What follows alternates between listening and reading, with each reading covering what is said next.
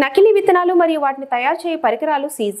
ముగ్గురు నిందితుల అరెస్ట్. సూర్యాపేట జిల్లా సిసిఎస్ తిరుమలగిరి పోలీసులు వ్యవసాయ శాఖ ఆధ్వర్యంలో తనిఖీలు. తిరుమలగిరి పోలీస్ స్టేషన్ పరిధిలో సుమారు 4,62,000 విలువైన 308 కేజీ నకిలీ విత్తనాలు సీజ్. వాటిని తయారు చేసి ప్రాసెసింగ్ మోటార్ మరియు ప్లాస్టిక్ డ్రమ్ము, యాసిడ్ క్యాన్లు 15, చైన్ స్టార్ 3 డబ్బాలు స్వాధీనం. ముగ్గురు నిందితులను అరెస్ట్ చేసిన తిరుమలగిరి పోలీసులు.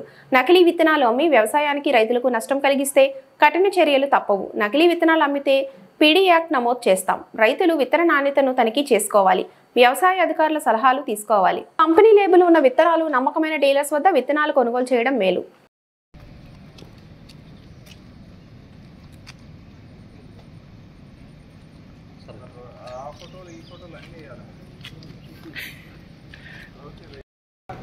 నకిలీ పత్తి విత్తనాలను ఎవరైనా తయారు చేసినా, అమ్మినా, ట్రాన్స్పోర్ట్ చేసినా, స్టోరేజ్ చేసినా చట్టరీత్యా చర్యలు తీసుకోవడమే కాదు, వీళ్ళ మీద పీడీ యాక్ట్ పెట్టడం జరుగుతుంది.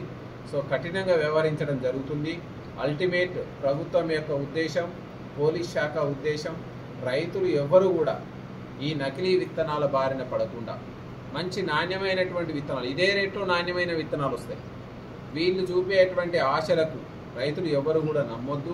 మంచి విత్తనాలని, మంచి దిగుబడి ఇచ్చే విత్తనాలని, శాస్త్రవేత్తలతోటి అంగీకారం పొందినటువంటి విత్తనాలని, మీ దగ్గర వ్యవసాయ అధికారులు శాస్త్రపరంగా టెస్ట్ చేసినటువంటి విత్తనాలని కొనుక్కొని మీరు మీ యొక్క శ్రమని నమ్ముకుంటారు. కాబట్టి ఆ శ్రమ మీద మంచి దిగుబడి సాధించడానికి అవకాశం ఉంటుంది.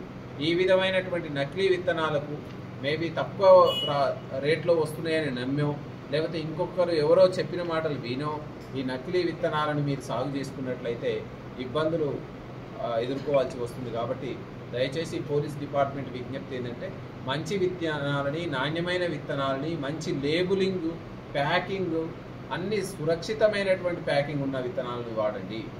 విత్తనాలు అందరూ కూడా ఎవరైతే మెయిన్ అక్యూజ్డ్ సింగారపు యాదగిరి స్వామి, ఇతను ఒక్కొక్క కేజీని 1500 చొప్పున ఈయన దగ్గర హోల్సేల్గా కొనే వాళ్ళకు అమ్మడం, వాళ్ళు పోయి మళ్ళీ వాళ్ళ లాభాన్ని యాడ్ చేసుకొని రైతులకు అమ్మడం. అల్టిమేట్లీ రైతులు ఈ యొక్క గడ్డి మందును తట్టుకునేటువంటి విత్తనాలు అనేసరికి వీళ్ళ వైపు మొగ్గు చూపి వీళ్ళ దగ్గర విత్తనాలు కొనడం, వర్షాకాలం సీజన్ రావడం కాబట్టి ఇవన్నిటిని వీళ్ళందరూ సమకూర్చి గ్రౌండ్ లెవెల్లో ఉన్న రైతులకు అందజేయాలని చూసినారు. కానీ గవర్నమెంట్ నిబంధనల ప్రకారం, చట్ట ప్రకారం ఇది నేరం.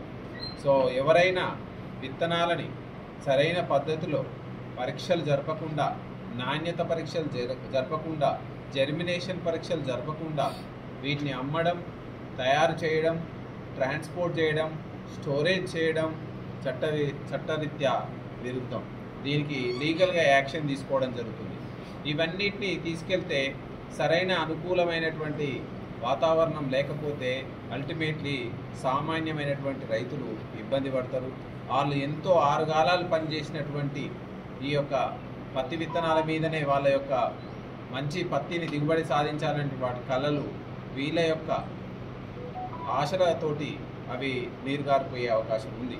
కాబట్టి దీని మీద పోలీస్ డిపార్ట్మెంటు, వ్యవసాయ శాఖ అందరం కూడా, అదేవిధంగా రెవెన్యూ శాఖ ఆధ్వర్యంలో టాస్క్ ఫోర్స్ని జిల్లా స్థాయిలో ఏర్పాటు చేసి వీళ్ళ మీద ఎవరైతే పత్తి విత్తనాలను, నకిలీ పత్తి విత్తనాలను తయారు చేస్తున్నారో, ఎవరైతే రైతులను మోసం చేయడానికి తయారు చేస్తున్నారో, సిద్ధమవుతున్నారో వాళ్ళందరి మీద మనం నిఘా పెట్టి ఉన్నాం. ఆ నిఘాలో భాగంగా వీళ్ళు మనకు చిక్కడం జరిగింది.